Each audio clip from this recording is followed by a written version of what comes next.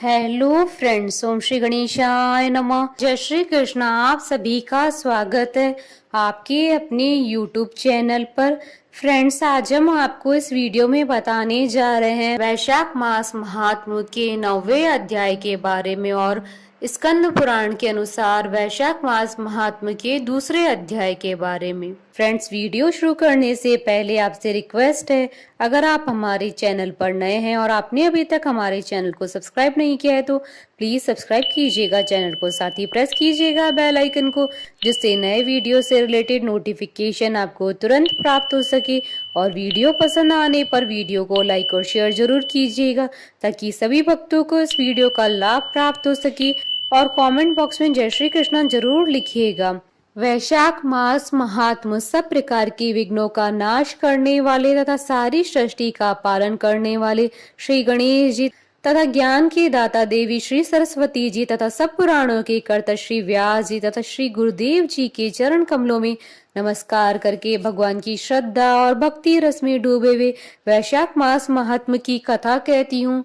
वैशाख मास में विविध वस्तुओं के दान का महत्व तथा वैशाख स्नान के नियम।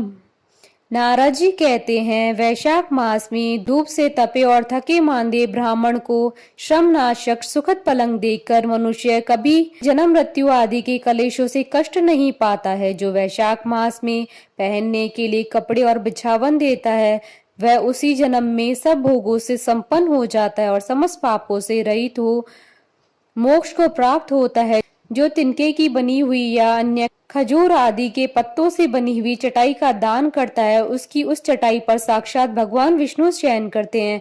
चटाई देने वाला बैठने और बिछाने आदि में सब ओर से सुखी होता है। जो सोने के लिए चटाई और कंबल देता है वह उतने ही मात्र से मुक्त हो जाता है। निद्रा से दुख का नाश होता है, निद्रा से थकावट दूर होती है और वह निद्रा चटाई पर सोने वाले को सुख पूर्वक आ जाती है।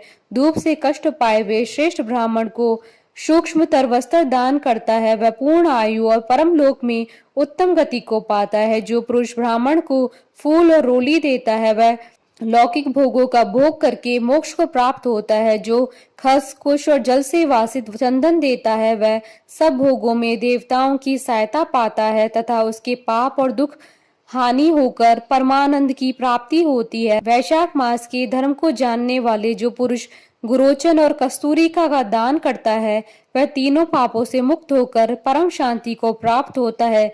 जो विश्रामशाला बनवाकर प्याऊ सहित ब्राह्मण को दान करता है वह लोकों का अधिपति होता है।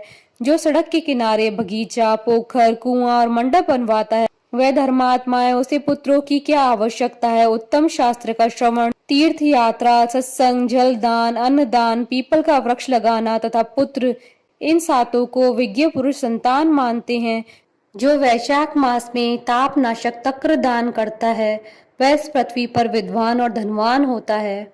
धूप के समय मट्ठे के समान कोई दान नहीं है, इसलिए रास्ते में थके मांदे ब्राह्मण को मट्ठा देना चाहिए। जो वैशाख में धूप की शांति के लिए दही और खांड का दान करता है तथा विष्णु प्रिय वैशाख मास में जो स्वच्छ चावल देता है वह पूर्ण आयु और संपूर्ण यज्ञों का फल पाता है। जो पुरुष ब्राह्मण के लिए गोघृत अर्पण करता है वह अश्वमेध यज्ञ का फल पाकर विष्णु लोक में आनंद का अनुभव करता है। जो दिन के ताप की शांति के लिए सायंकाल में ब्राह्मण को ऊख दान करता है उसको अक्षय पुण्य प्राप्त होता है। जो वैशाख मास में शाम को ब्राह्मण के लिए फल और शरबत देता है उसे उसके पितरों को निश्चय ही अमृत पान का अवसर मिलता है। जो वैशाख के महीने में पके हुए आम के फल के साथ शरबत देता है उसके सारे पाप निश्चय ही नष्ट हो जाते हैं। जो वैशाख की अमावस्या को पितरों के उद्देश्य से कस्तूरी, कपूर, बेला और खस की सुगंध से वासित शरबत से भरा हुआ घड़ा दान करता है वह 96 घड़ा दान करने का पुण्य प्राप्त करता है। वैशाख में तेल लगाना, दिन में सोना,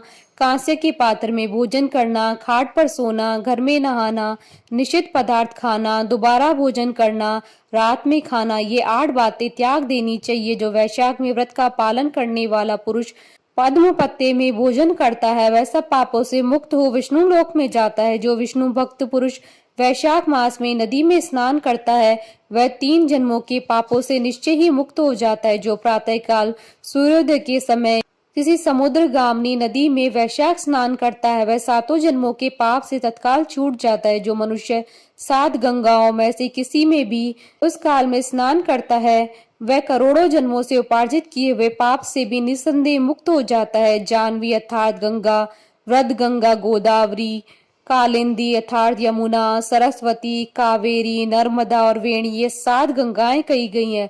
वैशाख मास आने पर जो प्रातः काल बावड़ियों में स्नान करता है उसके महापातकों का नाश हो जाता है। कंद, मूल, फल, शाक, नमक, गुड़, बेर, पत्र, जल और तक्र जो वैशाख में दिया जाता है वह सब अक्षय होता है। ब्रह्मा आदि देवता भी बिना दिए वे कोई वस्तु नहीं पाते हैं। जो दान से हीन है वह निर्धन होता है। अतः सुख की इच्छा रखने वाले पुरुष को वैशाख मास में अवश्य दान करना चाहिए।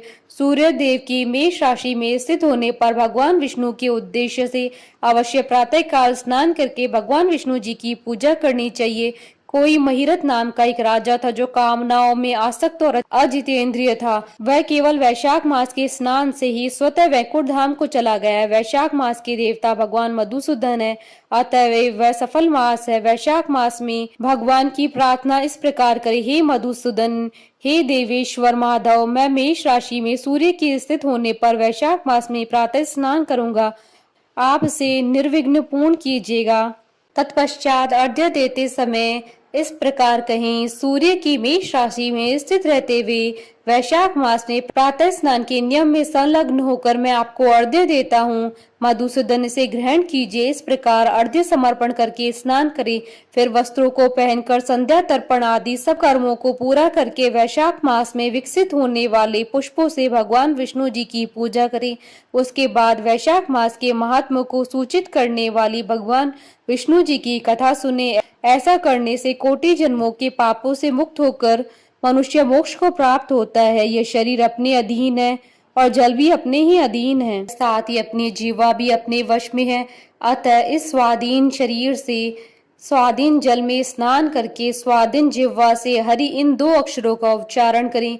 जो वैशाख मास में तुलसी दल से भगवान विष्णु जी की पूजा करता है वह विष्णु जी के सानिध्य से मुक्ति को पाता है। अतः अनेक प्रकार से भक्ति मार्ग से तथा भांति भांति के व्रतों द्वारा भगवान विष्णु की सेवा तथा उनके सगुण और निर्गुण स्वरूप का अनन्य चित्त से ध्यान करना चाहिए।